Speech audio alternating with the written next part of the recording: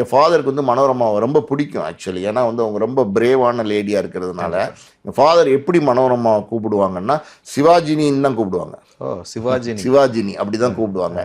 அதாவது வந்து எங்கள் அப்பாவை பார்த்தோன்னே வாங்க வாங்க டைரக்டர் அப்படின்னு சொல்லுவாங்க மனோரமா. சிவாஜினி எப்படி இருக்கீங்க அப்படின்னு தான் கேட்பாங்க. அப்படிதான் கூப்பிடுவாங்க. ஆமாம், எங்கள் அப்பா அப்படி தான் கூப்பிடுவாங்க எப்போவுமே. நானே நேரடியாக பார்த்துருக்கேன்.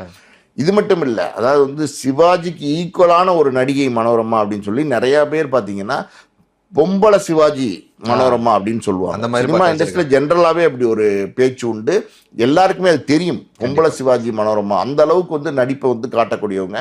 இப்போ சிவாஜி கணேசனே பார்த்தீங்கன்னா பல படங்களில் நடிக்கும் போது அதாவது மனோரமாவை கிண்டல் பண்ணுவாராம். கொஞ்சம் கேப் கிடச்சிச்சுன்னா நீ அடித்து தூக்கிடுவிய, உனக்கு இடமே கொடுக்கக்கூடாது அப்படின்னு கிண்டல் பண்ணுவாராம். அண்ணன் என்னென்ன நீங்கள் உங்ககிட்ட நான் அப்படிங்கிற மாதிரி சொல்லுவாங்க போல்.